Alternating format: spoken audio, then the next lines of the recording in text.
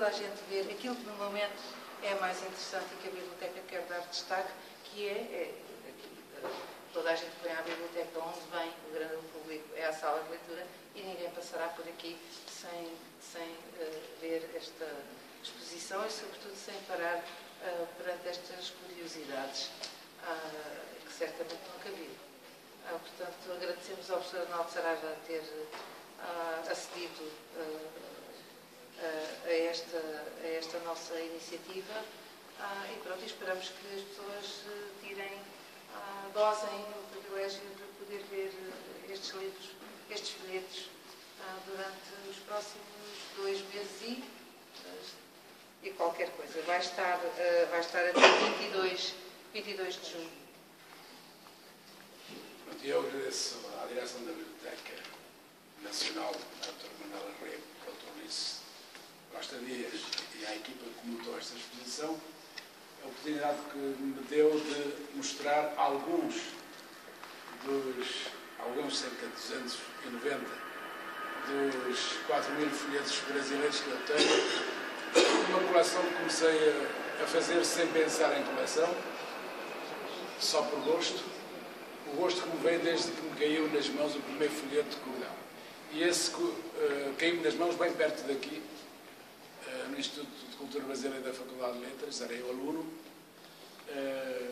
e gostei tanto que, falando nisso ao meu professor e amigo Vitorino Nemésio, ele me encarregou de escolher logo algumas gravuras de alguns folhetos de cordel para um livro dele, que hoje se chama Poemas Brasileiros, e que foi ilustrado, portanto, com as gravuras ou folhetos. Bom, é-se necessário lembrar o que é o cordel e os equívocos que o cordel tem gerado e, sobretudo, a ignorância que há sobre o cordel português. Eu, quando acedi a fazer aqui a exposição de 2007 de folhetos de cordel portugueses, foi por imperativo pedagógico quase, ou cultural, porque o que se diz, isso é a literatura de cordel, supondo-se que é coisa para deitar para fora, ou coisa que não presta, quando o que não presta é má literatura, nem de cordel. E, portanto, evidentemente que no conjunto de produções ditas folhetos de cordel, há muita coisa, português ou brasileiro, há muita coisa que não presta, mas há obras-primas. Digo, obras-primas da literatura. E não só obras-primas da literatura, são documentos preciosos sobre as sociedades portuguesa ou brasileira, sobre algumas comunidades, sobre alguns comportamentos, sobre algumas componentes culturais do povo brasileiro, do povo português. E a história do cordel brasileiro é simples. O cordel brasileiro é herdeiro do cordel ibérico. O cordel aparece décadas depois da invenção da imprensa, quando os livros eram muito caros e muito pesados, não podiam ser transportados, e o cordel aparece como necessidade de livro fácil de transportar e de ler. Muito mais tarde inventou-se o livro de bolso, que é a mesma coisa, do bolso. Muito antes do livro de bolso, que é uma coisa dos anos 30, 1930, por aí, aparece o cordel que chegava a todo lado e que tinha ainda a vantagem de sair dos espaços cultos para as ruas, para as paredes do arsenal ou do que fosse, para as tabacarias ou para as lojecas, né, que havia outrora, e falando, às vezes feitos também por pessoas letradas, não só por analfabetos ou semi-analfabetos, e que às vezes eram digeridos. Por exemplo, ninguém imagina o sucesso que foi ao longo de séculos a história de João de Calais, ou Calais, como eles diziam, da princesa Teodora, ou da donzela Teodora.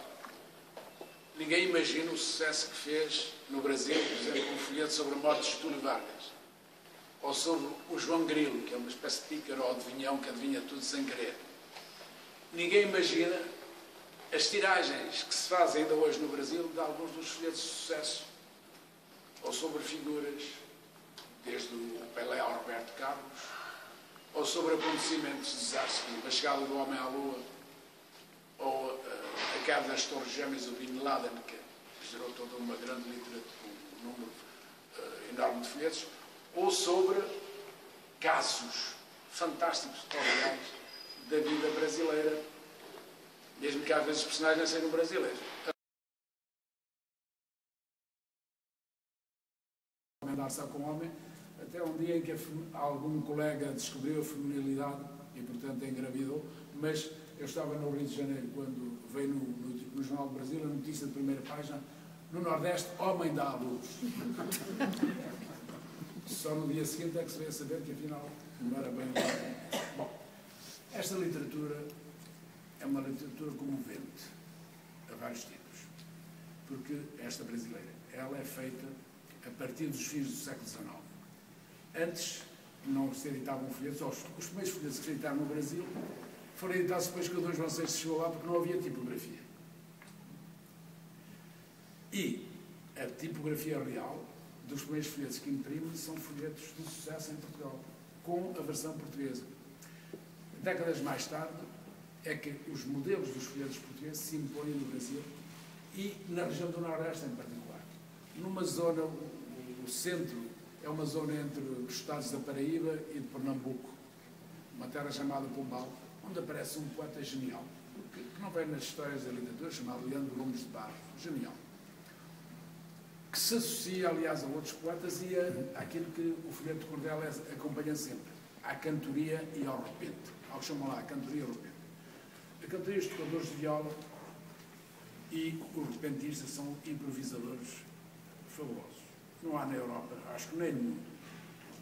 Gente que, a qualquer lado onde chega, é capaz de estar horas a dizer com rima, mas com métrica, mas com todas as regras, versos improvisados, que ainda por cima têm graça, porque eles, uma das componentes do cordel brasileiro, o português divide-se. Nós temos folhetos de cordel em Portugal de teatro, de prosa, de poesia, e teatro, às vezes cómico, comédias, há muitas comédias. No Brasil, quase todos os folhetos, mesmo até sobre tragédias, têm uma componente cómica. E percebe-se que o folheto nasce num ambiente, numa zona a mais pobre do Brasil. Aquela que o João Cabral de Melo Neto dizia que a média de vida, converteu o João Cabral de Melo Neto quando ele leu em Espanha que a média de vida no Brasil era a mais baixa depois da ida. Se morria aos 28, 29 anos, de média. E o João Cabral disse que morre-se até antes de nascer. Isto é, no ventre das mães subalimentadas ou não assistidas, já a criança morreu. E, portanto, é uma zona extremamente pobre, extremamente carente de tudo. E, naturalmente, o folheto nasce também com uma função clara, que é de alegrar essa gente. E também as pessoas, o folheteiro, como eles lá chamam, ou o poeta, sabe que pelo cómico atrai multidões. Mas não só pelo cómico, pelo imaginário. Não só pelo imaginário, também pela arte verbal espantosa, porque eu podia dizer, como diz um poeta de cordel, num folheto de cordel, a abrir, disse assim, Rodolfo Coelho Cavalcante, que era um poeta da Bahia, que em 1980 e tal, dizia que eu já compus 1700 folhetos. Bom, e há um que até tem ali, está ali a fotografia com ele, que é talvez o decano hoje dos poetas populares brasileiros do cordel, chamado José Costa Leite, que é também gravador, que me disse assim, eu, se tivesse editor, eu fazia um folheto por dia. E verbo não lhe falta, os folhetos dele são... Mas diz o Rodolfo Coelho Cavalcante da Bahia assim, cordel quer dizer barbante, ou, se não mesmo, cordão.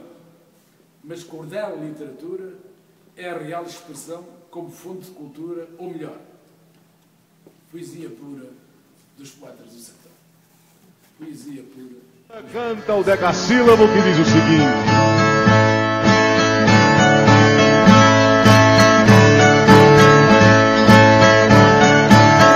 o visor como tela de TV, o teclado acessível como book, pra maiúsculo ou minúsculo é caps look, pra mandar imprimir é Ctrl P.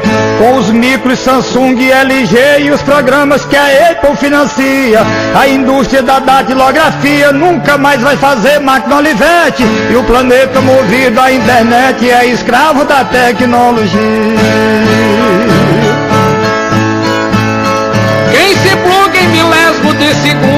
conecta ao portal e seus asseclas.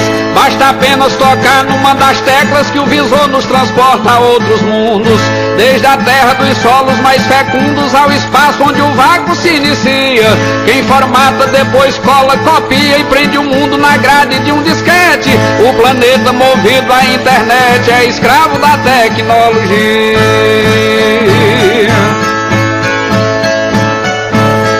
A indústria se autodestruindo, descartou o compacto e LP. Veio o surto da febre do CD e DVD mal chegou, já está saindo. MD não há mais ninguém pedindo, no Haddad gravar ninguém confia. Fita baixo tem pouca serventia e ninguém quer mais nem ver videocassete. E o planeta movido à internet é escravo da tecnologia. Brasilsat é mais uma criação que dos nossos vizinhos deu insônia. O Silvan espiona a Amazônia, evitando que haja outro espião. É por via satélite a transmissão, que não tem transmissão por outra via. Uma antena sequestra a sintonia pra DirecTV e Skynet. O planeta movido à internet é escravo da tecnologia.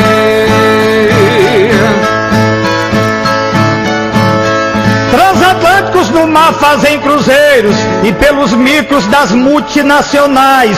Hoje tem conferências virtuais com os executivos estrangeiros. O e-mail é correio sem carteiros, tanto guarda mensagem como envia.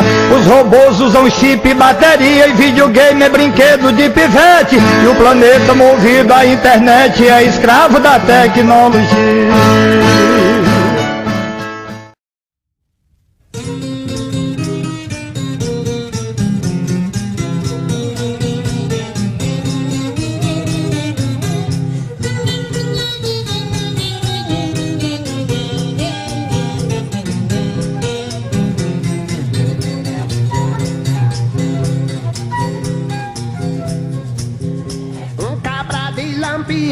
De nome vilão deitado, que morreu numa trincheira num certo tempo passado. E agora pelo sertão anda correndo visão, fazendo mal assombrado. E foi quem trouxe a notícia que viu Lampião chegar. Os infernos nesse dia faltou pouco pra virar. Incendiou-se o mercado, morreu tanto cão queimado que faz gosto em até contar. Morreram sem negro velho que não trabalhavam mais. 3 netos de parafuso e um cão chamado Catraz. Morreu também Bigodeira e um cão chamado Guteira, cunhado de Satanás.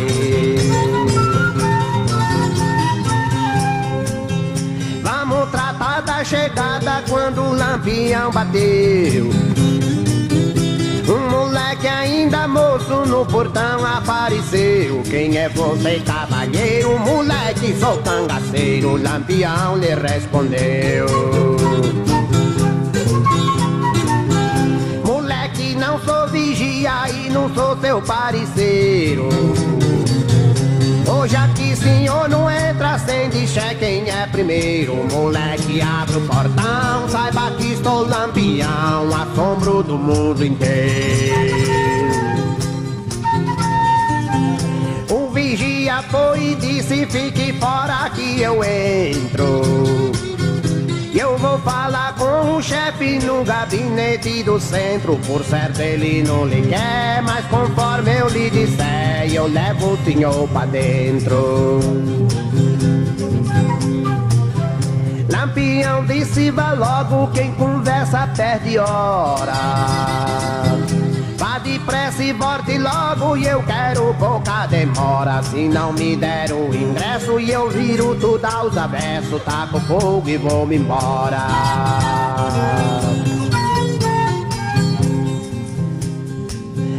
O vigia foi e disse a Satanás no salão, saiba vossa senhoria, e chegou Lampião dizendo que quer entrar, e eu vim lhe perguntar se eu lhe dou ingresso ou não.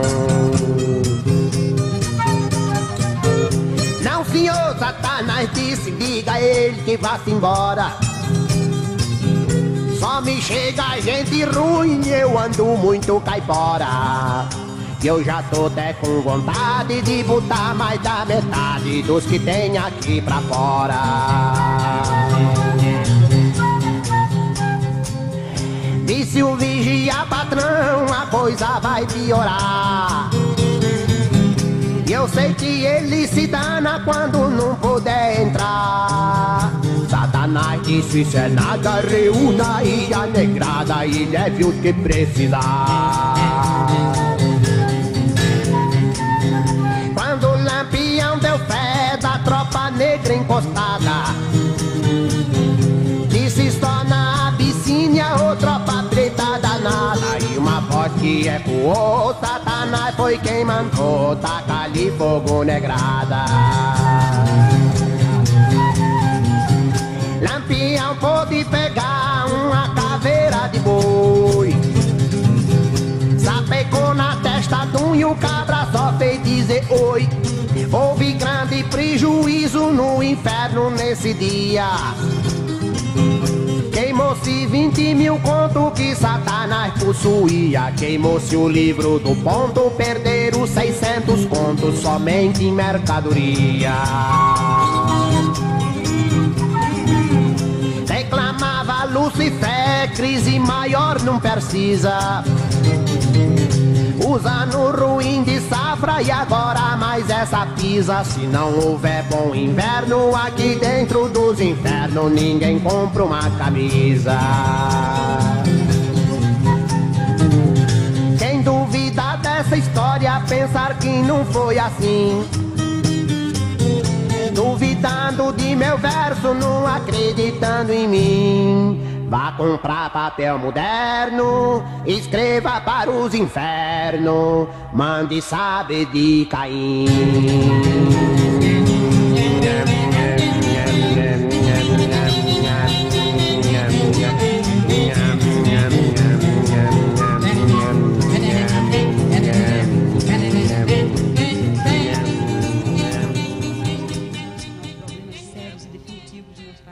Eles permanecem em Brasília, nos gabinetes. Quando se aproxima o ano das eleições, eles saem de Brasília, não é? Vão lá.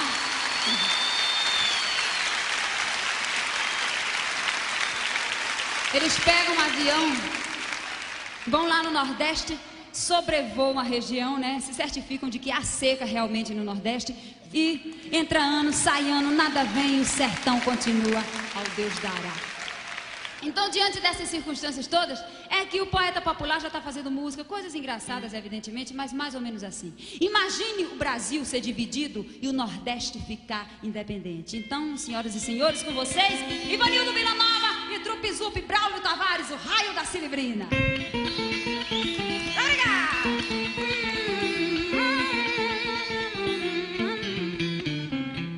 Já que existe no Sul esse conceito que o Nordeste é ruim, seco e ingrato, já que existe a separação de fato, é preciso torná-la de direito. Quando um dia qualquer isso for feito, todos dois vão lucrar imensamente, começando uma vida diferente da que a gente até hoje tem vivido. Imagina o Brasil ser dividido e o Nordeste ficar independente. Obrigado! Obrigado! Dividindo a partir de Salvador, o Nordeste seria outro país, vigoroso, leal, rico e feliz, sem dever a ninguém no exterior. Jangadeiro, Ciril, senador, o caçaco de roça era o suplente, cantador de viola o presidente, o vaqueiro era o líder do partido. Imagina o Brasil ser dividido e o Nordeste ficar independente. Obrigado.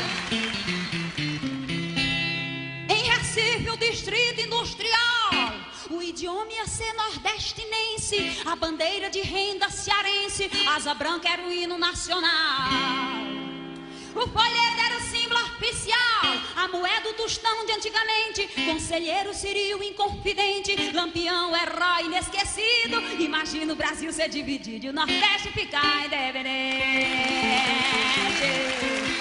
Obrigado. Obrigado. O